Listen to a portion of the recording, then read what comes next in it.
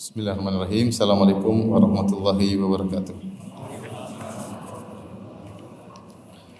Alhamdulillahi ala ihsani wa syukru lahu ala taufiqihi wa amtinani. Asyhadu an la ilaha illallah wahdahu la syarika lahu ta'ziman li sya'ni. Wa asyhadu anna Muhammadan abduhu wa rasuluhu da'ila ridwani. Allahumma salli alaihi wa ala alihi wa ashabihi wa ikhwani. Hadirin dan hadirat Majelis Ta'lim Ar-Rahat yang dirahmati oleh Allah Subhanahu wa taala. Kita melanjutkan bahasan kita dari Kitabur Riqaq dalam Sahih Al-Bukhari, yaitu kitab tentang hadis-hadis yang melembutkan hati. Sebagaimana kita ketahui, sebab-sebab yang mengeraskan hati kita sangat banyak ya.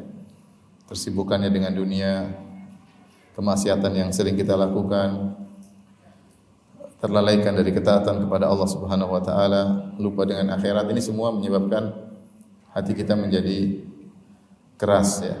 Maka kita butuh membaca hadis-hadis yang bisa melembutkan hati. Karena Imam Al-Bukhari mengumpulkan hadis-hadis tersebut dalam sahihnya dalam kitab Ar-Riqaq. Dan kita sampai pada bab yang ke-16, yaitu bab Fadlil Faqr, bab tentang keutamaan Al-Faqr. Al-Faqr maksudnya miskin. Maksudnya apa? Miskin. Bab Fadlil Faqr, tentang keutamaan Al-Faqr, miskin. Al-Imam Ibn Hajar rahimahullah menjelaskan bahwasanya Al-Faqr maknanya ada dua. Yang pertama adalah Al-Faqr, merasa miskin di hadapan Rabbul Alamin, di hadapan Allah Subhanahu wa taala. Kalau merasa miskin di hadapan Allah Subhanahu wa taala, itu adalah suatu kewajiban dan itu adalah kemuliaan. Allah Subhanahu wa taala berfirman, "Ya ayuhan nas antumul fuqara'u ila Allah wallahu wal ghaniyyul hamid." Wahai manusia sekalian, sungguhnya kalian adalah fuqara, miskin, butuh kepada Allah Subhanahu wa taala, dan Dialah Allah yang Maha Kaya lagi Maha Terpuji dalam surat Fatir ayat 15. Dan Syekhul Islam Ibnu Taimiyah telah menjelaskan, semakin seorang merasa butuh kepada Allah, merasa hina di hadapan Allah, maka dia semakin tinggi di sisi Allah Subhanahu wa taala.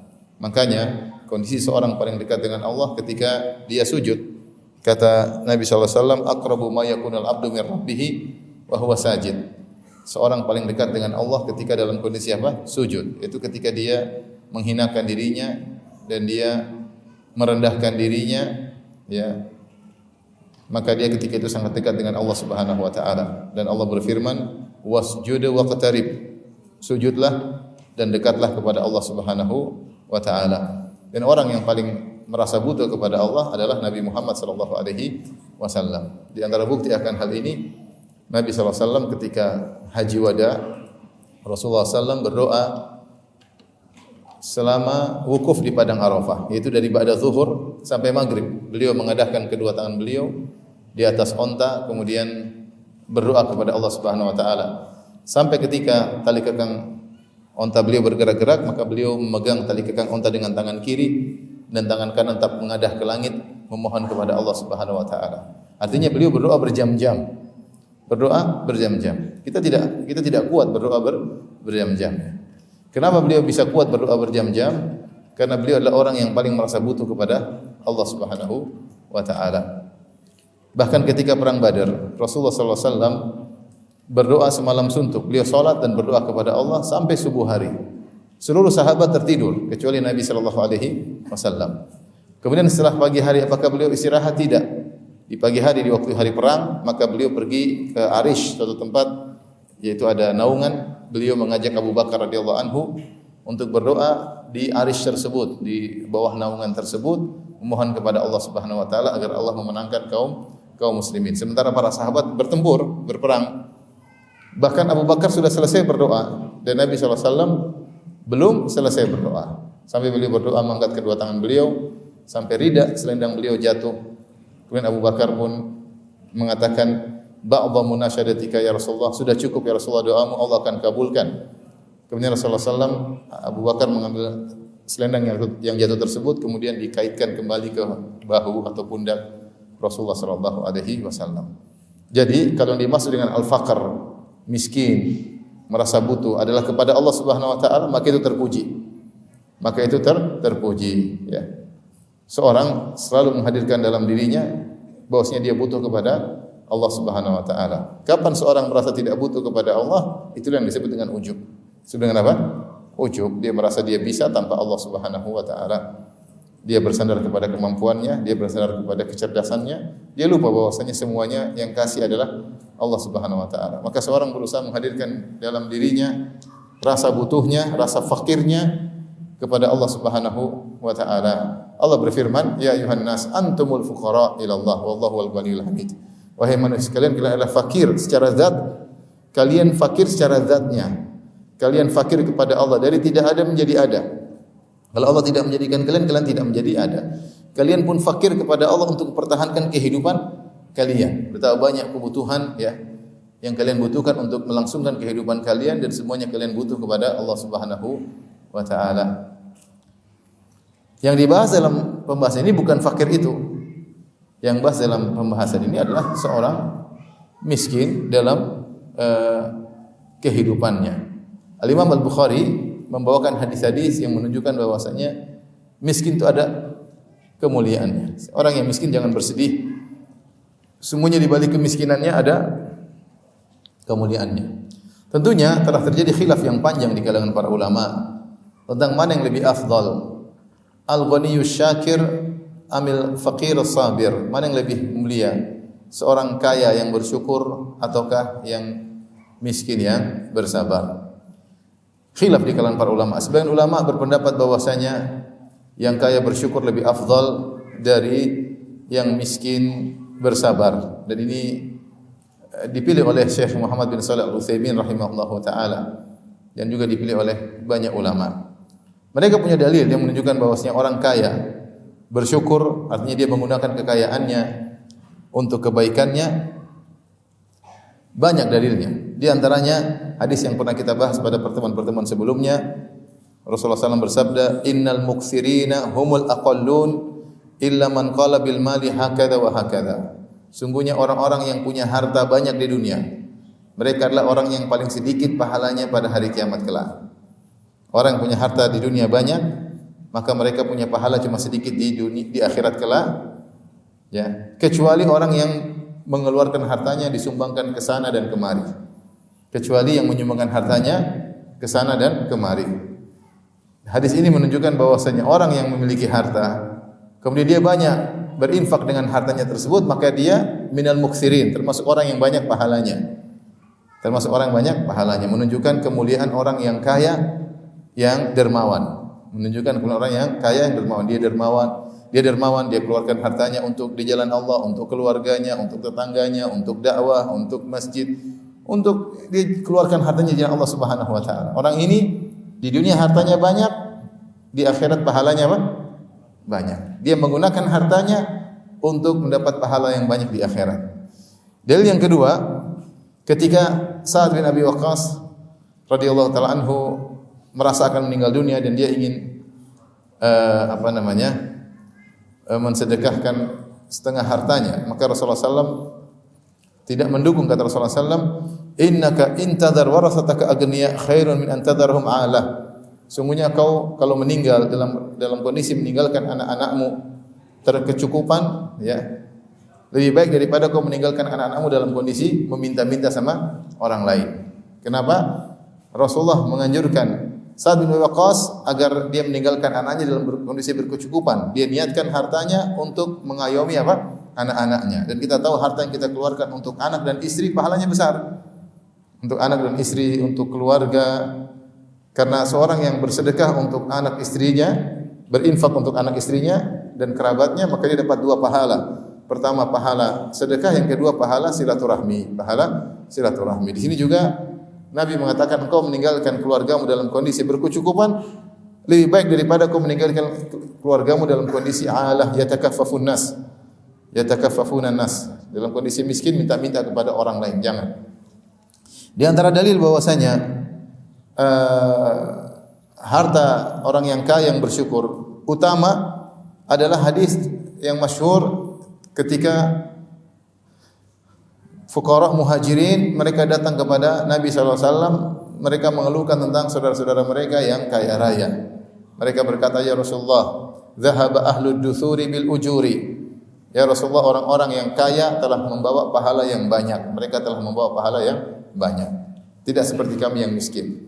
Yusalluna kama nusalli. Kami salat, mereka juga salat. Wa yasumuna kama nasum. Kami puasa, mereka juga apa? Puasa. Wa yatasaddaquna bi fuduli amwalihim. Masalahnya mereka bisa bersedekah, kami tidak bisa bersedekah. Jadi orang-orang miskin mengeluh kepada Nabi karena mereka kalah lomba dengan orang-orang kaya. Orang kayanya ternyata suka bersedekah. Jadi mereka bisa melakukan ibadah yang kami tidak bisa lakukan. Yaitu mereka bersedekah, kami tidak bisa bersedekah. Maka Nabi SAW mengarahkan melakukan amalan-amalan yang bisa menggantikan sedekah. Kata Nabi SAW, inna likulli tasbihah sadaqah. Setiap tasbih sedekah, setiap takbir sedekah, setiap tahlil sedekah, kau bantu orang sedekah. Ya Rasulullah suruh beramal soleh, semua amal soleh adalah sedekah. Akhirnya orang miskin senang. Mereka banyak berzikir, banyak bertakbir, banyak bertasbih. Ternyata orang-orang kaya dengar juga tentang keutamaan apa? Zikir. Ternyata mereka juga berzikir. Akhirnya datang lagi orang miskin mengeluh lagi, ya Rasulullah, mereka juga berzikir seperti apa? Seperti kami. Tetap mereka unggul, mereka bisa bersedekah, kami tidak bisa bersedekah. Maka Rasulullah SAW di akhir hadis berkata, "Dzalika fadlullahi yu'tihi man yasha." Itulah karunia Allah yang Allah berikan kepada siapa yang Allah kehendaki. Ya sudah bagaimana lagi? Itu sudah Allah kasih, kamu tidak dikasih. Ya sudah. Ini menunjukkan bahwasanya orang kaya memiliki kelebihan yang tidak dimiliki oleh orang miskin karena mereka bisa bersedekah yang tidak bisa dilakukan oleh orang apa? Miskin. Di antara dalil tentang bahwasanya kaya yang bersyukur lebih afdal daripada miskin yang bersabar adalah hadis Amr bin As radhiyallahu taala anhu. Amr bin As radhiyallahu taala anhu ketika Rasulullah SAW dia baru masuk Islam beberapa bulan, maka Rasulullah SAW panggil dia. Kemudian Rasulullah SAW menyuruh dia menjadi pemimpin perang. Kata Rasulullah SAW, aku akan mengangkat engkau jadi pemimpin perang agar kau mendapatkan ghanimah. Maka Amr bin As radhiyallahu anhu berkata, ya Rasulullah, aku berperang bukan mencari ghanimah, tapi mencari wajah Allah Subhanahu wa taala. Maka Rasulullah SAW ingatkan, ya Amr, ni'mal malu salih li rajuli salih. Sungguhnya sebaik harta yang baik adalah jika dimiliki oleh seorang yang saleh. Yaitu Rasulullah SAW mengatakan, saya ingin kau dapat ghanimah supaya kau bisa gunakan ghanimah tersebut, hartamu untuk kebaikan.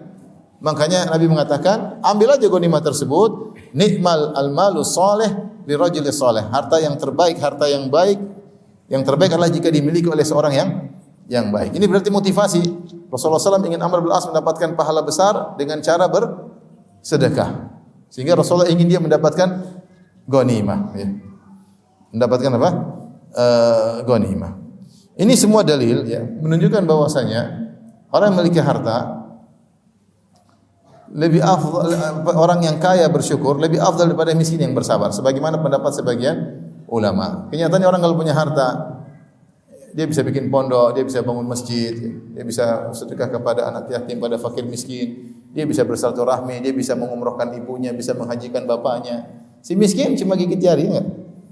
Bapaknya minta umroh enggak ada duit, ibunya minta umroh dia enggak ada duit. Doakan mak katanya. Doakan. Jadi orang-orang kaya bisa melakukan ibadah-ibadah yang tidak bisa dilakukan orang miskin. Ini pendapat sebagian ulama. Sebagian ulama berpendapat terbalik. Kata mereka yang lebih afdal adalah miskin yang bersabar, yang miskin yang bersabar. Kok bisa miskin yang bersabar lebih afdal? Karena itulah yang dipilih oleh orang-orang saleh. Mereka memilih hidup pas-pasan. Itulah yang dipilih oleh Nabi sallallahu alaihi wasallam. Nabi tidak suka hidup dengan kemewahan. Ya. Dan itu dipilih oleh juga para sahabat. Dan Rasulullah SAW mengatakan, "Ittala'tu fil jannah fa wajadtu aktsaru ahliha al-fuqara." Aku nengok surga dan aku dapati kebanyakan penghuninya orang-orang apa? Miskin. Kemudian dalam kemiskinan ada ibadah yang luar biasa yang tidak bisa dilakukan oleh orang kaya. Ibadah apakah itu? Ibadah hancurnya hati, hinaan di hadapan Allah Subhanahu wa taala, senantiasa merasa butuh di hadapan Allah Subhanahu wa taala. Dan banyak keutamaan-keutamaan apa? Miskin. Mana yang lebih kuat pendapat di antara keduanya? Lebih afdal yang kaya bersyukur atau yang miskin bersabar? Jawabannya wallahu alam bisawab, sebagaimana penjelasan Ibnu Taimiyah rahimahullahu taala dan dinukil oleh Ibnu Hajar rahimahullahu taala. Saya nukilkan. Wa kadza qala Ibnu Taimiyah lakin qala idza stawaya fi taqwa fahuma fil fadli sawa.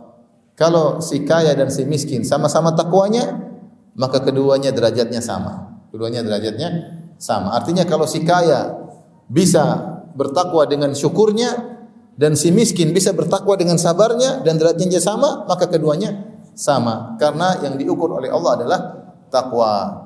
Kata Allah Subhanahu wa taala, "Inna akramakum indallahi atqakum." Sungguhnya yang paling mulia di sisi Allah adalah yang paling bertakwa. Oleh karenanya kalau kita lihat para nabi, di antara mereka ada yang kaya, di antara mereka ada yang miskin. Yang kaya seperti siapa? Nabi Daud alaihissalam, Nabi Sulaiman alaihissalam. Di antara mereka ada yang miskin seperti Nabi Zakaria, Nabi Isa, Nabi Yahya, Nabi Muhammad SAW pas-pasan hidupnya.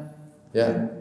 Sehingga saya rasa pendapat yang paling tepat adalah pendapat Syekhul Islam Ibnu Taimiyah rahimahullahu taala, bahwasanya yang terbaik di antara yang kaya bersabar dengan yang kaya bersyukur dengan miskin bersabar adalah yang paling bertakwa di antara keduanya. Kalau keduanya sama-sama takwa, maka derajatnya sama. Namun kalau disuruh milih, kita milih yang kaya bersyukur. Sebagaimana perkataan Mutarrif bin Abdullah. Mutarrif bin Abdullah ya, memilih bahwasanya miskin yang sabar lebih hebat daripada kaya yang bersyukur. Beliau berkata, "La syakka anna mihnatas sabir asyaddu min mihnatis syakir. Ghairu anni aqul kama qala Mutarrif bin Abdullah." Ini kata Tabari. Tabari berkata, tidak diragukan ya. Tabari termasuk yang berpendapat beliau berkata tidak diragukan bahwasanya, saya mohon maaf, Tabari berkata tidak diragukan bahwasanya ujian orang yang bersabar lebih berat daripada ujian orang yang bersyukur. Hanya saja aku berkata sebagaimana perkataan Mutarrif bin Abdullah bin Sikhir rahimahullahu taala, la an u'afa fa ashkura ahabbu ilayya min an ubtada fa asbira. Aku diberi keselamatan sehingga aku bersyukur kepada Allah, yaitu diberi kekayaan aku bersyukur lebih aku sukai daripada aku diuji dengan kemiskinan lantas aku bersabar. Jadi kalau disuruh milih mana?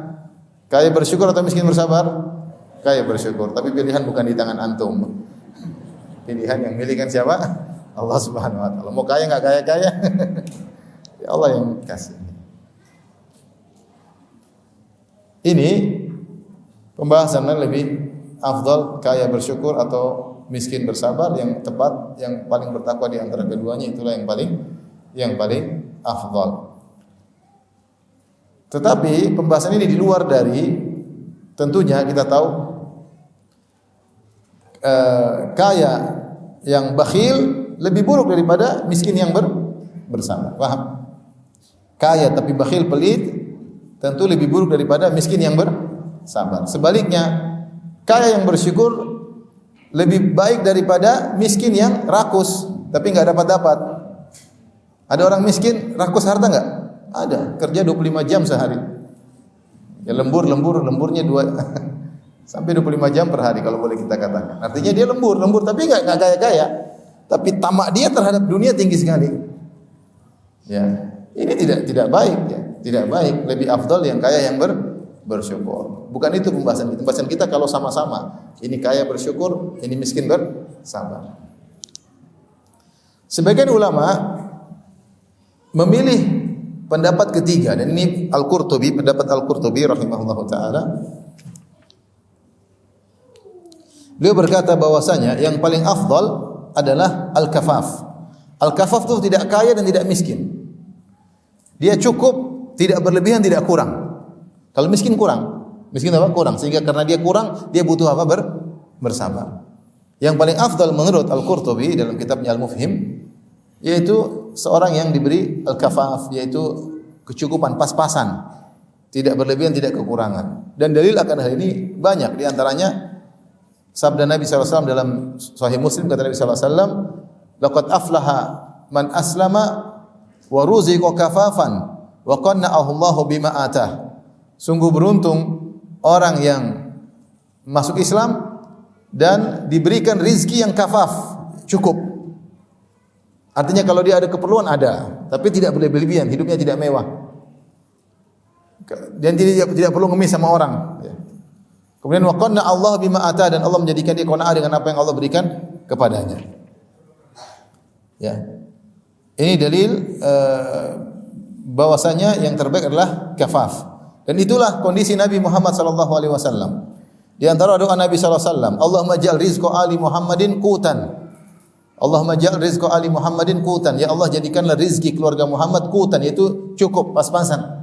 Tidak berlebihan dan tidak kekurangan sebagaimana ditafsirkan oleh para ulama. Dan tidaklah Nabi berdoa untuk dirinya kecuali doa yang terbaik. Nabi pernah berlindung dari fitnah kekayaan dan dari fitnah kemiskinan. Rasul pernah berdoa, Allah minna a'udzubika min fitnatil ghina wa min fitnatil faqr. Ya Allah, aku berlindung dari fitnahnya kekayaan dan fitnahnya apa? Kemiskinan. Karena kaya bisa menimbulkan fitnah, orang jadi sombong, jadi angkuh, lupa diri, buang-buang umur untuk pekerjaan yang sia-sia, jalan ke sana, jalan kemari, tiap hari jalan-jalan karena duitnya banyak. Kalau miskin jalan-jalan ke mana? Jalan di jalan tol juga enggak bisa. Karena enggak punya mobil ya. Jadi fitnah kekayaan ada. Sebagaimana miskin juga punya fitnah. Orang miskin akhirnya ngemis sama orang, butuh sama orang. Kadang kurang bertawakal kepada Allah Subhanahu wa taala, kadang mau ibadah enggak bisa, kadang enggak punya biaya. Maka Rasulullah SAW berlindung daripada fitnah kekayaan, fitnah kemiskinan, dan Rasulullah SAW minta kafaf. Allahumma rzuq ala Muhammadin, Allahumma ja'al rizqa ali Muhammadin qutan. Ya Allah, jadikanlah rezeki keluarga Muhammad pas-pasan. Antum sudah hafal doanya? Belum ya? Allahumma ja'al rizqa ali baiti kafafan. Ya Allah, jadikan rezeki keluargaku pas-pasan. Enggak ada yang mau doa seperti itu. Maunya doanya maunya enggak pas-pasan, maunya seadanya. Masa adanya apa? Mau apa saja ada. Mau makan ini ada, mau makan itu ada, mau beli ini ada terus. Itu namanya bukan kafaf. Rasulullah SAW mintanya yang pas-pasan. Kenapa kalau pas-pasan? Hisabnya enggak ada. Karena semuanya digunakan untuk apa? Kebaikan, enggak ada sisanya. Tapi enggak bisa sama orang. Ini namanya kafaf.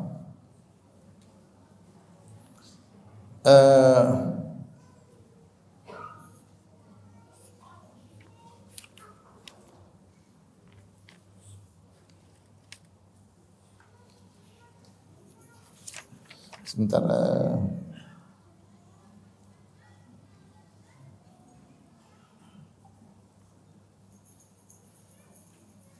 Di antara dalil akan bahwasanya kafaf yang paling utama, ya. Apa itu makna kafaf? Kata Al-Qurtubi, makna kafaf, ya. Intinya makna kafaf itu al-kifayah bila ziyadah wala nuqsan. Kecukupan, tidak berlebihan, tidak juga apa? Kurang, tapi cukup. Kata Al-Qurtubi, ini perhatikan apa definisi kafaf. Kafaf adalah ma yakuffu anil hajat wa yadfa'u lid-darurat wa la yulhaqu bi ahli tarafuhat. Namanya kafaf yaitu apa, kita punya harta yang cukup untuk memenuhi kebutuhan kita dan bisa menolak dan bisa menutupi hal-hal yang darurat. Artinya kebutuhan darurat, kebutuhan primer kita bisa kita penuhi, kebutuhan hajat sekunder juga bisa kita penuhi, dan kita tidak diikutkan dengan ahlu taraf. Ahlu taraf orang yang mewah-mewah. Kalau orang sudah mewah-mewah itu bukan kafaf. Misalnya apa? Dia membeli baju lebih daripada yang dibutuhkan, mahal-mahal. Dia beli mobil lebih daripada yang dibutuhkan, mahal-mahal banget. Dia bikin rumah berlebihan. Semua yang berlebihan bukan kafaf. Bukan apa? Kafaf. Ibu-ibu apa? Jangan lupa doanya ya. Minta kepada Allah agar diberikan rezeki yang kafaf. Yang pas-pasan. Beli tas enggak boleh yang berlebih-lebihan. Yang penting bisa nyimpan duit. Nyimpan duit kantong plastik juga bisa. Jadi intinya jangan sampai klasifikasikan dengan ahlu taraf. Ahlu taraf itu orang yang mewah. Hidup glamor itu bukan kafaf. Itu bukan apa? Kafaf. Di antara dalil akan bahwasanya kafaf yang paling afdal adalah kondisi Nabi yang terjadi. Nabi SAW dimulai dengan kemiskinan. Kemudian Rasulullah SAW melakukan jihad dan dia mendapatkan banyak ghanimah. Namun ketika dia punya banyak ghanimah, dia mendahulukan orang lain daripada beliau sehingga beliau bersedekah sampai akhirnya hidupnya apa? pas-pasan. Saking pas-pasannya terkadang ada tamu datang, Rasulullah SAW tidak bisa menjamu. Sebenarnya dalam hadis ketika ada seorang tamu datang, kemudian Rasulullah SAW ingin jamu, Rasulullah SAW suruh seorang cek kepada istri-istrinya, apakah ada makanan untuk menjamu tamu. Maka istri pertama sampai istri 9 mengatakan semuanya, walladzi ba'atsaka bil haqq ma indana illa ma. Sampaikan kepada suami kami Rasulullah SAW, demi Allah yang telah mengutusnya dengan kebenaran, tidak ada di rumah kecuali cuma air putih. Gimana mau jamu tamu? Padahal dalam riwayat disebutkan Rasulullah SAW kalau dapat ghanimah, beliau sediakan prepare untuk keluarganya selama setahun. Gandum selama setahun. Tapi dalam kenyataannya setelah menjalani kehidupan, kalau ada yang perlu Rasulullah kasih sampai akhirnya habis. Tapi Rasulullah SAW sempat menabung untuk keluarganya selama apa? Setahun. Beliau prepare untuk apa selama setahun. Dalam hadis disebutkan. Tetapi dalam kenyataannya kata Ibnu Hajar rahimahullah taala, akhirnya lama-lama pun habis ya.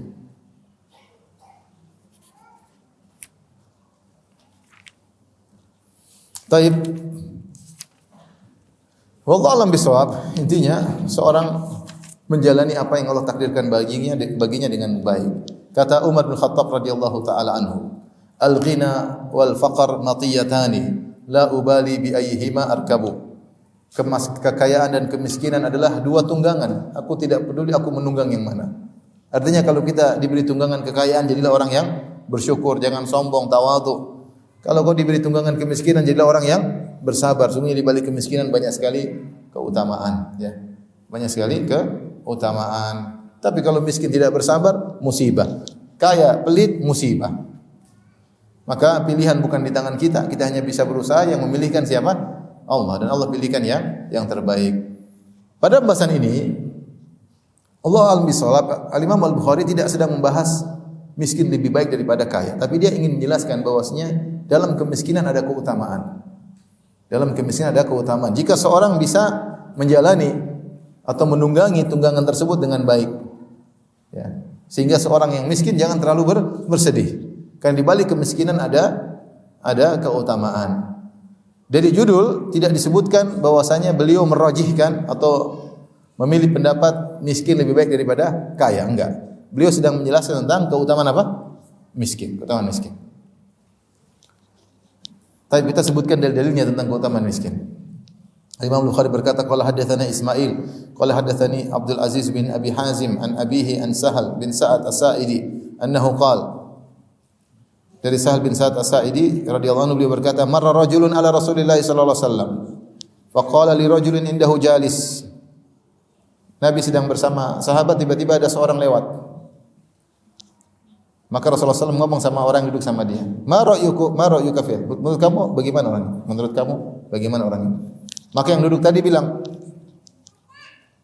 ma ra'yuka fi hadza? Bagaimana menurutmu? Kata orang duduk, rajulun min asyrafin nas. Yang lewat tadi adalah orang yang asyraf, yaitu min asyraf, yaitu orang terpandang. Hadza wallahi hariyun in khataba an yunka. Orang seperti dia ini kalau melamar pasti diterima. Siapa yang tidak ingin punya mantu seperti dia? Ya, top ya. Wa in syafa'an yusyaffa. Kalau dia kasih rekomendasi, pasti rekomendasinya diterima. Kalau dia kasih memo, pasti memonya diterima. Kasih cat. Kenapa? Karena dia orang terpandang. Semua orang segan sama dia. Ya. Kemudian dalam riwayat yang lain dikatakan wa in qala an yustama. Kalau dia ngomong semua diam, orang dengerin. Kalau orang terpandang. Kalau dia ngomong orang apa? Dengerin. Wa in sala u'tiya. Kalau dia minta sesuatu pasti dikasih. Wa idza hadara udkhil. Kalau dia datang pasti disuruh masuk. Ini orang ini top. Tadi dia bilang apa? Kalau mengamar pasti apa? Diterima. Terus apa lagi? Kalau kasih rekomendasi pasti diterima. Kalau minta pasti dikasih. Terus apa lagi? Kalau hadir pasti disuruh masuk. Kalau ngomong pasti didengar. 5 sifatnya. Ini orang terpandang. Fasa kata Rasulullah sallallahu alaihi wasallam. Rasulullah SAW ketika mendengar jawaban tersebut, beliau pun diam. Tsumma marra rajulun akhar. Kemudian lewat lagi orang miskin lewat. Faqala lahu Rasulullah SAW bertanya lagi kepada teman sahabat yang sedang duduk, ma ra'yuka fi hadza? Menurutmu yang orang kedua ini bagaimana? Qala ya Rasulullah, Wahai Rasulullah, orang kedua ini hadza rajulun min fuqara'il muslimin. Ini orang fakir. Bukan orang terpandang. Hadza hariyun in khataba an la yunkah. Ini orang kalau ngelamar ditolak. Pasti ditolak. Jangan ada yang bilang, gue banget itu. Jadi kalau antum ngelamar ditolak, ingat ada di sini. Jangan terlalu sedih. Wa in khataba la yunkah. Kalau dia ngelamar tidak diterima. Wa in syafa'a la yusyaffa. Kalau dia kasih rekomendasi tidak diterima. Siapa rekomendasi? Emang dia siapa? Mau kasih rekomendasi. Wa in qala alla yusma' li qauli. Kalau dia ngomong enggak didengar omongannya. Kalau dia ngomong tidak didengar omongannya. Apalagi tadi kalau kita berdasarkan hadis yang riwayat yang lain, kalau dia minta pasti tidak dikasih. Kalau dia datang tidak disuruh masuk. Miskin, siapa yang menghormat sama dia? Dalam satu hadis kata Rasulullah SAW, "Rubba ash'ad akbar madfu'un bil abwab, law aqsama 'ala Allah la abarrahu." Betapa banyak orang yang rambutnya semerawut berdebu, madfu'un bil abwab, kalau dia ketuk pintu ditolak, tidak ada yang menerima dia. Tapi kalau dia bersumpah atas nama Allah, Allah akan kabulkan apa? Sumpahnya. Jadi orang kaya dari jauh, masuk langsung. Manusia biasa, barometer mereka kekayaan. Barometer mereka adalah jabatan, kekayaan, darah biru, ya. Itu jadi manusia, kita semua seperti itu. Makanya sahabat ini jelaskan, ini orang yang pertama kalau ngelamar pasti diterima, kalau kasih rekomendasi pasti diterima, kalau minta pasti dikasih, kalau ngomong pasti didengar, kalau hadir suruh masuk. Yang kedua miskin. Kalau ngelamar tidak diterima, kalau kasih rekomendasi tidak diterima, kalau minta tidak dikasih, kalau hadir disuruh pulang. Apa kata Nabi SAW? Faqala Rasulullah SAW. Rasulullah SAW komentar, "Hadza khairun min mil'il ardi mithla hadza." Ini orang kedua yang miskin lebih baik daripada orang pertama meskipun satu dunia orang pertama tersebut. Ini orang kalau penuhi dunia berapa orang kira-kira? 1 triliun. Dunia sudah penuh belum kalau 1 triliun? Seakan-akan Nabi berkata, 1 triliun orang ini masih kalah daripada satu orang yang miskin ini. Subhanallah. Jadi jauh perbandingan yang sangat jauh berbeda. Ini hadis tentunya bukan ditinjau dari sisi miskin kayanya, tetapi ini si miskin itu miskin yang apa? Yang saleh. Yang saleh. Ya. Oleh karenanya ini hiburan bagi seorang yang miskin. Bahwasanya miskin belum tentu hina di hadapan Allah, bisa jadi sangat mulia di siapa? Allah Subhanahu wa taala. Ini perbandingan untuk apa? Untuk barometer Allah. Kalau tadi barometer manusia. Kalau ini ngelamar diterima, kalau ingin yang ngelamar ditolak. Kalau ini bicara didengar, kalau ini bicara tidak ada yang mau dengar. Itu barometer manusia. Tapi barometer Allah, di mata Allah lain ceritanya. Si miskin ini jauh lebih afdal. Bahkan meskipun 1 miliar orang yang kaya tadi dibandingkan 1 orang miskin masih lebih afdal 1 miskin daripada 1 miliar orang kaya tersebut. Ini tidak menunjukkan miskin lebih afdal dari kaya, tidak, tapi ini kondisi. Artinya ada orang kaya yang seperti itu jauh nilainya di bawah daripada orang miskin yang saleh. Faham? Dan ini juga isyarat bagi kita jangan merendahkan orang. Jadi kita ketemu orang mungkin dia miskin. Mungkin dia mungkin kerjaan-kerjaan yang biasa. Mungkin tukang becak kayak, mungkin tukang sol sepatu kayak, mungkin tukang bersih-bersih kayak, mungkin belum tentu kamu lebih baik daripada dia. Di mata manusia iya kamu lebih baik, kamu lebih kaya. Dia adalah pegawaimu, dia adalah supirmu, dia adalah pembantumu, benar. Di sisi mata manusia. Tapi si Allah belum tentu kamu lebih baik daripada pembantumu, belum tentu. Contoh, pembantu kerja 1 bulan uangnya semua 100% dia kirim sama ibunya. Lebih afdal dia daripada kamu majikannya? Lebih afdal mana? Lebih afdal pembantu, dia berbakti sama orang tuanya 100%. Gajinya semua mungkin 2 juta, 1,5 juta, 100% dia kirim sama orang tuanya. Kamu punya uang 1 miliar, kasih orang tua mungkin cuma 0,001%. Itu tidak. Makanya belum tentu kamu majikan lebih afdal daripada pembantumu, daripada supirmu. Benar di mata manusia kamu lebih afdal, tidak ada yang ragu akan hal tersebut. Kamu lebih afdal karena kamu yang gajiin pembantu tersebut. Di mata Allah belum tentu. Ini contohnya. Nabi mengatakan ini yang miskin ini masih lebih baik daripada 1 miliar orang yang pertama tadi, yang kaya tadi.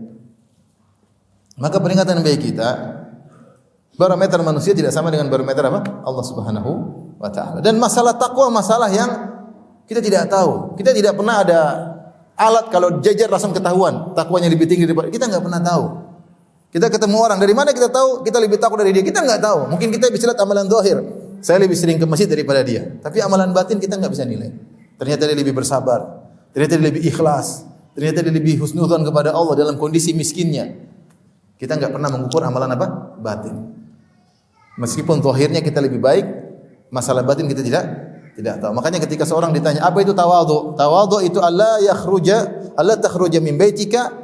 Tidaklah kau keluar dari rumahmu dan kau menemui seorang illa wa anta tadhunnu annahu khairun minka, kecuali kau menyangka orang yang kau temui lebih baik daripada dirimu. Itu namanya tawadhu. Taib, hadis ini tidak sharih menunjukkan tentang miskin lebih afdal daripada si kaya, tapi ini menunjukkan orang yang miskin bisa jadi dia tinggi di sisi apa? Sisi Allah Subhanahu wa taala. Tentunya jika dia adalah miskin yang bertakwa, miskin yang bertakwa. Jika tidak, tentunya bisa jadi satu orang kaya lebih baik daripada 1000 orang miskin. Jika miskin tersebut ternyata semangat pikirannya duniawi melulu, ya. Ternyata si kaya tidak demikian, harta yang dia dapatkan untuk mengingat akhirat, ya. Bisa jadi seperti itu. Tapi hadis yang kedua,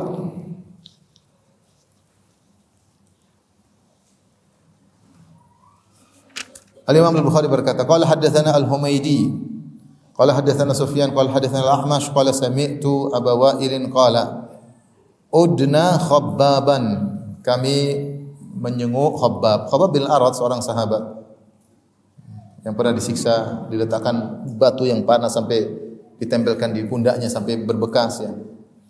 Faqala, maka Khabbab berkata, hajarna ma'an Nabi sallallahu alaihi wasallam nuridu wajh Allah. Kami para sahabat berhijrah. Kami tinggalkan Mekah. Kami berhijrah bersama Nabi menuju Madinah. Niatnya untuk apa? Mencari wajah Allah. Karena para sahabat ketika berhijrah mereka meninggalkan kampung halaman, mereka meninggalkan keluarga, mereka meninggalkan harta mereka, mereka meninggalkan kerjaan mereka, ya. Mereka tinggalkan semuanya untuk berhijrah. Kata Khabbab, nuridu wajh Allah. Kami dulu berhijrah bersama Nabi untuk mencari wajah Allah, ikhlas. Fa waqa ajruna 'ala Allah. Maka kami dikasih pahala oleh Allah Subhanahu wa taala. Fa minna man madha lam ya'khudh min ajri syai'an. Di antara kami kemudian ada yang meninggal dan tidak mendapatkan upahnya sama sekali. Artinya dia tidak mendapatkan dunia sama sekali. Dia berhijrah, miskin, meninggal. Minhum Mus'ab bin Umair, qutila yauma Uhudin wa taraka namirah. Di antara para sahabat yang berhijrah dalam kondisi miskin, kemudian meninggal dalam kondisi miskin, tidak mendapatkan dunia sama sekali, belum dapat ghanimah, belum dapat kekayaan, adalah Mus'ab bin Umair.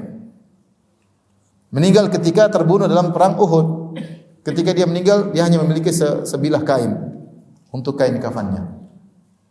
Fa idza ghattayna ra'sahu badat rijlahu. Kalau kain yang dia tinggalkan tadi, kalau kita gunakan untuk menutup kepalanya, maka kakinya kelihatan, kedua kakinya terbuka. Wa idza ghattayna rijlaihi bada ra'suhu. Kalau kami turunkan ke bawah untuk menutup kakinya, mengkafaninya sampai kakinya, kepalanya terbuka. Fa amarana Nabi sallallahu alaihi wasallam an nughatti ra'sahu. Maka Rasulullah SAW menyuruh kami agar menggunakan kain tersebut untuk menutup kepala beliau. Wa naja'ala ala rijlaihi minal idkhir. Adapun di kakinya dikasih semacam tumbuh-tumbuhan idkhir untuk menutup kakinya agar tertutup. Itu di antara kami. Wa minna man aina'at lahu thamaratuhu fa huwa yahdibuha. Sebaliknya di antara kami ada yang dibukakan kekayaan kemudian dia memetiknya. Maksudnya tiba saatnya untuk memetik hasil, kemudian dia pun memetik hasilnya. Artinya dia mendapatkan dunia. Di sini Khabbab radhiyallahu anhu bercerita bahwasanya di antara para sahabat ada yang berhijrah kemudian miskin dan meninggal dalam kondisi miskin. Di antaranya Mus'ab bin Umair. Mus'ab bin Umair tadinya orang kaya sebagaimana kita tahu kisahnya. Dia paling harum, pemuda yang paling harum. Pemuda yang kulitnya sangat halus. Bahkan pakaiannya diimpor dari luar negeri, sendalnya diimpor dari luar negeri. Ada yang datangkan dari Syam, ada yang datangkan dari Yaman. Kedua orang tuanya sangat sayang kepada dia. Ketika dia masuk Islam, semua selesai. Orang tuanya tidak lagi memanjakannya. Jadi dia memakai baju yang robek-robek. sampai kulitnya bersisik karena saking keringnya. Dalam riwayat disebutkan dari hadis Ali bin Abi Thalib, Rasulullah SAW melihat dia memakai baju yang ditambal-tambal, maka Nabi pun menangis sallallahu alaihi wasallam. Mengingat bagaimana dia sebelumnya, bagaimana Mus'ab sebelumnya. Tapi Mus'ab radhiyallahu anhu, dia yang dikirim oleh Nabi untuk berdakwah di kota Madinah. Kenapa? Dia pemuda. Dan dia pandai bergaul, dia pernah menjadi orang kaya dan dia pernah jadi orang apa? Miskin. Dia cerdas. Dan dia tahu bagaimana menghadapi orang kaya. Sehingga dia yang dikirim dan berhasil. Sebelum Nabi berhijrah, Mus'ab diluan ke Madinah dan dia berdakwah. Dan semua orang banyak yang masuk Islam. Nabi datang sudah siap, sudah ada kaum Ansar. Yang pertama dakwah ditarik siapa? Mus'ab bin Umair. Dan Mus'ab bin Umair akhirnya meninggal ketika perang Uhud. Beliau membawa bendera Muhajirin, pemimpin kaum Muhajirin Mus'ab bin Umair. Kemudian beliau meninggal dunia dalam kondisi miskin, tidak mempunyai apa-apa. Sampai kain kafan untuk menguburkan dia pun tidak cukup untuk menutupi seluruh apa? Tubuhnya. Dan ini yang lebih utama karena dia akan mendapatkan pahala di akhirat sempurna. Dia akan mendapat pahala di akhirat apa? Sempurna. Oleh karena sebagian ulama menyamakan seperti Khadijah. Khadijah radhiyallahu anha sangat mulia. Kenapa? Karena dia berjuang untuk membela Nabi sallallahu alaihi wasallam dan dia belum merasakan buah dari perjuangan suaminya. Beda dengan istri Nabi yang lain. Istri Nabi yang lain Rasulullah SAW sudah berpindah ke Madinah, sudah jadi kepala negara, sudah hidup lebih nyaman. Tapi ketika di Mekah, Nabi hidupnya apa? Susah. Dan Khadijah juga hidupnya apa? Susah. Dia belum merasakan kejayaan Islam, belum. Islam masih ditekan, masih diintimidasi, masih di macam-macam. Makanya dia meninggal dalam kondisi belum merasakan dunia sama sekali. Maka dia afdal dari sisi ini. Ya, dia afdal dari sisi ini. Demikian juga para sahabat memandang Mus'ab bin Umair afdal daripada mereka dari sisi ini. Selain hadis Khabbab, demikian juga hadis Abdurrahman bin Auf. Dalam Sahih Bukhari juga ketika dia berpuasa kemudian dihidangkan buka puasa, kemudian dia menangis, tidak jadi buka puasa, dia ingat Mus'ab bin Umair. Dia lebih afdal daripada saya. Kenapa? Karena Mus'ab bin Umair tidak dibukakan dunia bagi dia, kemudian dia meninggal dunia. Sedangkan kami dibukakan dunia. Sedangkan dibukakan dunia. Terlebih lagi, sebagian sahabat memandang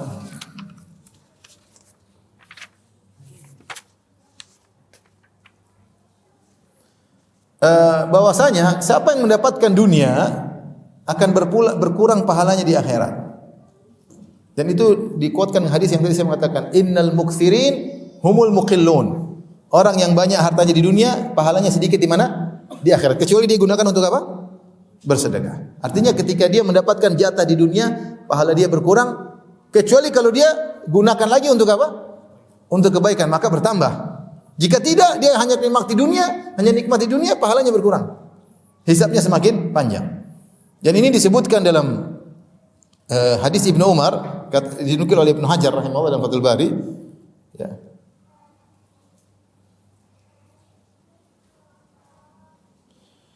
La yusibu abdun minad dunya syai'an illa naqasa min darajatihi. Tidaklah seorang hamba mendapatkan dunia kecuali akan berkurang derajatnya. Wa in kana indallahi kariman. Meskipun dia mulia di sisi Allah, artinya semakin banyak dunia dia dapatkan semakin kurang. Kecuali jika dia gunakan dunia tersebut untuk apa? Untuk bersedekah di jalan Allah Subhanahu wa taala.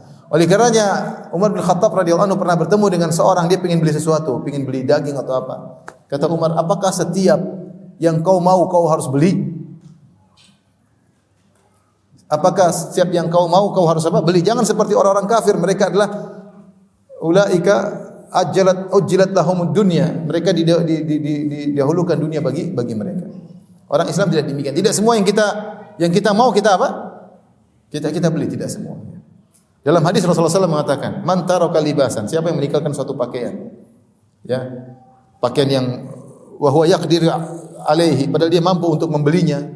Ya. Tawadhu'an lillah, dia tinggalkan pakaian tersebut tawadhu' kepada Allah Subhanahu wa taala, da'ahu Allahu yaumal qiyamah ala rusul khalaik, maka Allah akan panggil dia pada hari kiamat di hadapan banyak orang, hatta yukhayyirahu min ayyuhul imani ma syaa, sampai Allah suruh dia pilih gaun keimanan mana yang dia mau pakai pada hari kiamat kelak. Ini ada orang dia pakai ada baju mewah, dia mampu beli, duitnya ada tapi dia tidak pakai.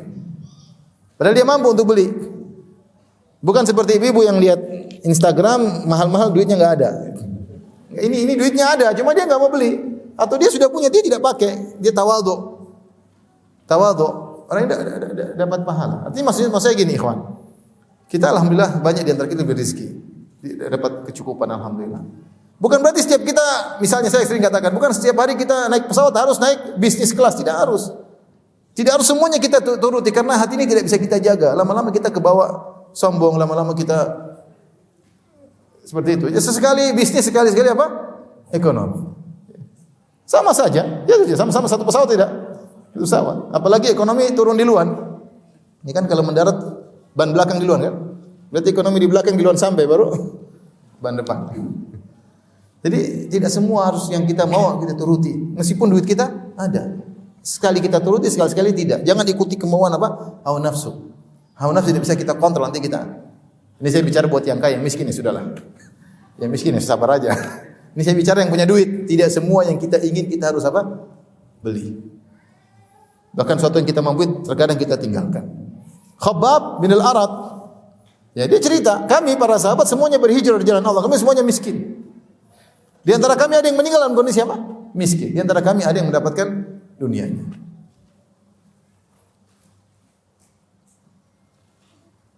Maka ini dalil dibawakan oleh Imam Bukhari menunjukkan keutamaan miskin. Orang kalau miskin itu insyaallah pahalanya sempurna di mana? Di akhirat.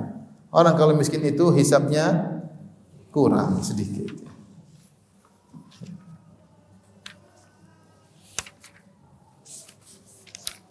Baik. Kita lanjutkan hadis berikutnya. Haddatsana Abu Walid qala haddatsana Salm bin Zarir qala haddatsana Abu Raja an Imran bin Husain radhiyallahu anhuma anin Nabi sallallahu alaihi wasallam. Kata Rasulullah sallam, "Ittala'tu fil jannah," aku menengok ke surga. Fa ra'aitu aktsara ahliha al-fuqara, aku dapati kebanyakan penghuninya adalah orang-orang miskin. Wa tala'tu fin nar, aku melihat di neraka. Fa ra'aitu aktsara ahliha an-nisa, dan aku dapati banyak penghuninya apa? Wanita, ya. Taib. Ini dalil tentang keutamaan orang miskin. Dari sisi mana? Dari sisi bahwasanya kebanyakan orang miskin jika diuji dengan kemiskinan, dia bisa bersabar. Tidak seperti ujian orang kaya. Orang kaya kebanyakan diuji dengan kekayaan, tidak lulus. Ya, tidak lulus. Dan kemiskinan kekayaan adalah sama-sama ujian. Kata Allah, "Wa nabluukum bisyarri wal khairi fitnah wa ilaina turja'un." Ya, kata Allah Subhanahu, "Kullu nafsin dha'iqatul maut wa nabluukum bisyarri wal khairi fitnah." Setiap yang bernyawa pasti merasakan kematian. Dan kami uji kalian dengan kekurangan dan kekayaan, dengan keburukan dan kebaikan sebagai ujian. Wa ilaina turja'un, dan kepada kamilah kalian akan dikembalikan. Di sini Allah menamakan kemiskinan ujian, kekayaan juga apa? Ujian. Dalam surat Al-Kahfi kata Allah, "Inna ja'alna ma'alal ardi zinatan laha linabluwahum ayyuhum ahsanu amala." Kami jadikan perhiasan di atas muka bumi, apa yang di atas muka bumi sebagai perhiasan bagi kalian. Berarti kekayaan di antaranya. Untuk menguji kalian mana di antara kalian amalan yang terbaik. Ini dalil bahwasanya kekayaan juga apa? Ujian. Ketika si miskin diuji dengan kemiskinan, maka ibadahnya adalah dengan bersabar. Ketika si kaya diuji dengan kekayaan, maka ibadahnya adalah dengan bersyukur. Kenyataannya, kalau orang kaya diuji dengan kekayaan, dia susah bersyukur. Sombong, lupa diri. Kalla innal insana la yatgha. Ketahuilah bahwasanya manusia itu akan melampaui batas. Ara'ahu staghna, tatkala dia merasa dirinya sudah kaya. Udik, sombong, merendahkan orang lain, ya. Baru juara kampung sudah sombong, apalagi juara dunia. Baru orang kaya di kampung sudah sombong, apalagi kaya di Jakarta. Orang manusia dia enggak bisa kontrol apa? Hatinya. Lupa sama teman-teman lamanya, lupa bersilaturahmi. Sombong, pamer, oh saya kemarin jalan-jalan ke sana, saya naik kelas bisnis, saya sombong. Saya punya jam ini, saya punya manusia. Apalagi ibu-ibu. Pamer-pamer. Ya. Tas branded lah, apalah. Ya. Sehingga kebanyakan orang diuji dengan kekayaan tidak lulus. Makanya mereka susah masuk surga. Dan kebanyakan orang diuji dengan kemiskinan lulus. Sabar, serah diri, berdoa kepada Allah Subhanahu. Bukan berarti semuanya lulus, ada yang tidak lulus, sudah miskin, pencuri, ada. Sudah miskin penjahat, sudah miskin penipu, ada. Tapi kebanyakan orang miskin sabar dengan kehidupannya, tidak mencuri, menahan diri, menyabarkan anaknya, Jadi sehingga Rasulullah SAW mendapati di surga kebanyakan orang apa? Miskin. Tapi Rasulullah sebutkan banyak di neraka perempuan. Dengar ibu-ibu, kenapa di neraka banyak perempuan? Banyak sebab. Di antaranya dalam hadis Rasulullah mengatakan fa inna kunna aktsara hatabi jahannam. Kalian banyak penghuni neraka jahannam. Ada yang bertanya, "Lima Rasulullah?" Kenapa? Kata Rasulullah SAW, "Li'anna kunna takfurnal ashir." Karena kalian suka tidak berterima kasih kepada suami. Takfurnal ashir, kemudian wa tuktsirnal la'nah, kalian suka melaknat. Wa tuktsirna syaka, kalian suka mengeluh. Mengeluh dengan kehidupan pada suami, "Mas, kita kok gini-gini hidupnya," ngeluh, tidak terima, tidak qanaah. Atau mengeluhkan suaminya kepada orang lain, ketemu ibu-ibu, "Suami saya tuh kayak gini, suami saya tuh kayak gini." Suami kamu bagaimana? Sama ya. Jadi suka mengeluh. Wa tusawwifnal khair dalam riwayat, dan suka menunda kebaikan. Perempuan yang bikin banyak masuk neraka, tidak berterima kasih sama suami. Suami sudah kerja keras, banting tulang, sampai dibanting sama bosnya ya. Bercucur keringat, diomel-omelin, di bawah terik matahari, sampai terkadang melakukan yang haram-haram, sampai korupsi masih belum. Sudah korupsi, sudah makan riba, masih belum bersyukur sama suaminya. Saya sudah riba masih belum bersyukur.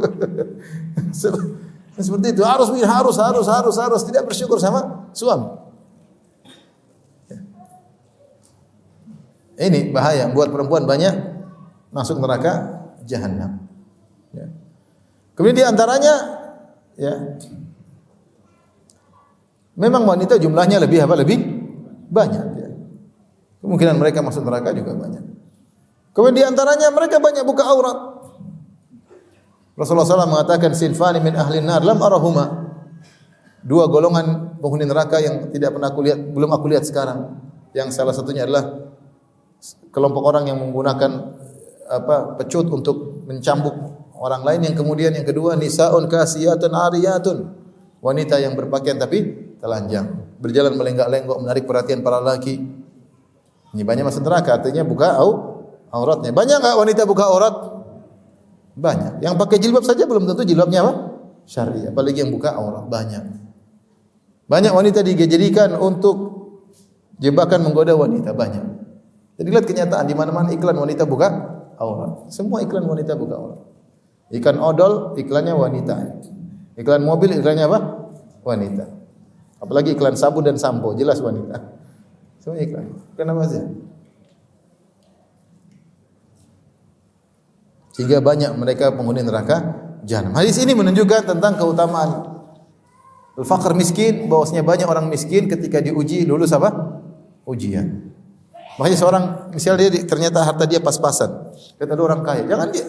Ya saya ingin seperti dia. Kamu belum tentu kalau jadi seperti dia, belum tentu kamu ke masjid, belum tentu. Belum tentu kamu bangun malam menangis, salat malam minta sama Allah, belum tentu. Mungkin kamu jadi dia, mungkin kamu sombong, angkuh, gaya. Kemudian ketika lagi gaya-gayanya, lagi sombong-sombongnya mati. Sangat mungkin terjadi. Baik, hadis berikutnya. Imam Bukhari rahimahullah berkata, qala haddatsana Abu Ma'mar, qala haddatsana Abdul Warith, qala haddatsana Sa'id bin Abi Arubah an Qatadah an Anas radhiyallahu anhu qala. Dari Anas radhiyallahu anhu beliau berkata, lam ya'kulin nabiyyu sallallahu alaihi wasallam ala khiwanin hatta mata wa ma akala khubzan muraqqaqan hatta mata. Kata Anas bin Malik, Rasulullah SAW tidak pernah makan di atas meja makan sampai beliau meninggal dunia. Disuruh makan di mana? Di bawah. Dan beliau tidak pernah makan roti yang lembut, yang mungkin lembut, yang halus, yang dicampur dengan kuah kaldu daging, tidak pernah sampai beliau meninggal dunia. Artinya kalau kamu miskin, lihatlah nabimu. Nabi juga apa? Miskin, hidupnya juga seperti itu. Makanya Rasulullah SAW ketika Ibnu Mas'ud melihat Rasulullah SAW tidur, kemudian terlihat garis-garis di tikar di lambungnya, kemudian kata Ibnu Mas'ud, ala nattakhidha laka wita'an, ya Rasulullah, bagaimana kalau kita bawa tempat tidur yang bagus buat Anda? Kata Rasulullah SAW, mali walid dunya, apa urusanku dengan dunia? Saya begini sudah cukup. Inna ma mathalu mathalud dunya karaqibin istadhalla tahta syajarah thumma raha fatarakaha. Perumpamanku dengan dunia seperti seorang yang mengembara, mampir sebentar di pohon untuk istirahat, kemudian melanjutkan. Rasulullah menggambarkan dunia itu seperti tempat istirahat sebentar di mana di sebuah pohon. Ini juga menguatkan bahwa tidak semua yang kita mau harus apa? Terpenuhi. Kalau antum punya uang banyak sana sedekah, sumbang. Saya bukan suruh antum tinggal di gubuk reot, enggak. Rumah oke. Antum mampu bikin lebih mewah, enggak perlu, sudah segitu cukup. Ini sudah cukup, alhamdulillah ada tempat anak-anak senang bisa kumpul-kumpul orang, nyaman tinggal sudah. Enggak perlu harus ini yang terbaik, semuanya yang the best, enggak harus. Hisabnya tambah panjang. Kita pengin kafaf. Penting nyaman, selesai. Ya. Meski punya uang untuk beli mobil mahal-mahal, ya yang kita butuhkan kita beli. Kita butuhkan yang kita beli, kalau kita ditanya Allah kita bisa jawab. Lebih dari itu enggak usah. Beli mobil 10 miliar. Kalau tanya sama Allah, buat apa mobil 10 miliar? Apa jawabannya? Buat gaya. Buat apa? Buat apa? Ada orang, teman saya bilang dia punya bos beli mobil 12 miliar. Terus baru 4 bulan dia jual jadi 8 miliar. 4 bulan rugi berapa? 4 miliar. Sudah salah semua. Pertama belinya 12 miliar sudah salah. Itu pun utang. Itu pun mungkin riba. Yang kedua jual jadi 8 miliar juga sudah rugi dalam beberapa bulan. Coba 4 miliar tadi buat bikin masjid. Buat apa? Terus punya mobil 12 miliar mau jalan kemana? Hah? Kemana? Buat apa? Rasulullah SAW ketika ditawarkan tempat tidur dia enggak, cukup, ini sudah cukup. Perusahaanku dengan dunia. Sehingga Rasulullah SAW bukan makan di meja boleh, tapi Rasulullah SAW memilih untuk makan tidak di meja karena tawaduknya beliau. Tawaduknya beliau. Kemudian hadis yang terakhir dalam bab ini, kata Imam Bukhari rahimahullah taala, qala hadatsana Abdullah bin Abi Syaibah, qala hadatsana Abu Usama, qala hadatsana Hisham, an Abi Aisyah radhiyallahu taala anha qala, dari Aisyah radhiyallahu taala anha beliau berkata, laqad tufiya an-nabiy sallallahu alaihi wasallam wa ma min raffi min syai'in ya'kuluhu dhu kabidin illa syatru sya'irin fi raffin li fa akaltu minhu hatta tala alayya fakiltuhu fafaniya. Kata Aisyah radhiyallahu anha, Rasulullah SAW meninggal dunia dan tidak ada di rumahku, di rakku sesuatu yang bisa dimakan oleh makhluk. Maksudnya dimakan manusia, enggak ada, hewan pun enggak bisa makan. Tidak ada makanan sama sekali, baik dimakan manusia maupun dimakan hewan, tidak ada sama sekali kecuali hanya syatru syair, hanya sebagian gandum, artinya seukuran gandum tidak banyak ada di rakku. Aku terus makan dari gandum tersebut sampai lama. Sampai satu hari aku timbang itu gandum, akhirnya habis.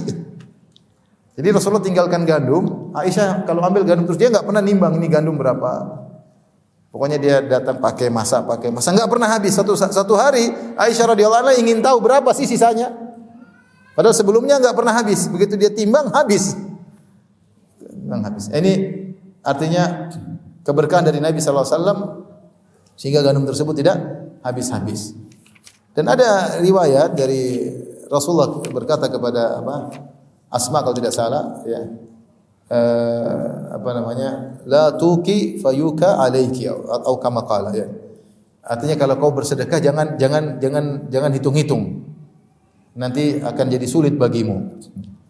Jadi kalau bersedekah yang penting masih cukup, sudah enggak usah tinggal ini sudah berapa, tinggal berapa, enggak perlu, kasih-kasih aja. Yang penting keluarga sudah apa? Cukup. Ada kasih-kasih aja, enggak usah berapa persen, kasih aja, ya. Nanti kalau udah mulai hitung-hitung terkadang malah seret. Itu butuh keyakinan. Butuh keyakinan kepada Allah dan dipraktikkan oleh sebagian orang. Di antaranya teman saya ada. Teman saya ada di Saudi, dulu teman sekampus, dia enggak pernah perhitungan. Pokoknya ada terus duitnya. Saya tanya, kamu baik sekali gitu. Saya enggak pernah hitung. Dia sebutkan hadis tadi. Kalau hitung khawatir nanti habis. Tapi bukan berarti konyol, enggak. Artinya seorang tetap kebutuhan keluarga sudah penuh, sisanya kalau ada udah kasih-kasih aja. Kalau berhenti, yang penting kebutuhan primer keluarga sudah terpenuhi. Demikian Allah alam bisawab. Ini hadis menunjukkan bagaimana Rasulullah SAW meninggal sementara istri-istrinya ditinggalkan dengan harta yang sangat sedikit, tidak ada di rak kecuali hanya sekedar makanan gandum yang sedikit.